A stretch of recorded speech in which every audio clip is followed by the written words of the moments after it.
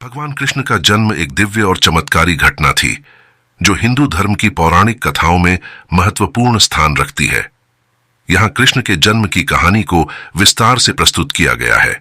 कृष्ण के जन्म की कथा की शुरुआत मथुरा के राजा कंस से होती है। कंस एक दुष्ट राजा था और उसकी बहन देवकी से उसकी शादी वसुदेव से हुई थी। भविष्यवाणी के अनुसार देवकी का 8वां पुत्र कंस की मृत्यु का कारण बनेगा। इस भविष्यवाणी से भयभीत होकर कंस ने देवकी और वसुदेव को जेल में डाल दिया और उन्हें प्रतिज्ञा की कि वह अपने 8वें पुत्र को जीवित नहीं रहने देगा।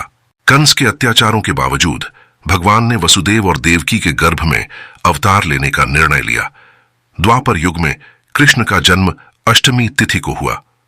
देवकी ने उस रात एक दिव्य रूप में भगवान कृष्ण को जन्म दिया।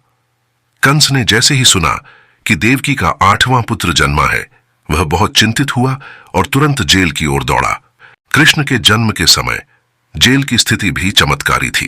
रात भर की बारिश ने मथुरा के आसपास की भूमि को जलमग्न कर दिया।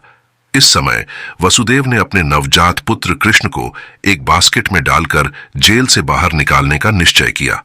इस दौरान जेल की गहन सुरक्षा और प्रहरी अस्थायी रूप से सो गए और वसुदेव ने कृष्ण को लेकर यमुना जी नदी पार की। वसुदेव ने कृष्ण को गोकुल में नंद बाबा और यशोदा माता के पास सुरक्षित रूप से पहुंचा दिया।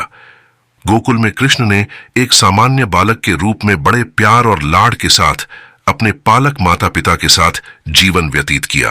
कृष्ण ने अपने बचपन के दिनों में कई चमत्कारी कार्य किए और मथुरा में कंस के अत्याचारों को समाप्त करने के लिए कई अद्भुत कारनामे किए।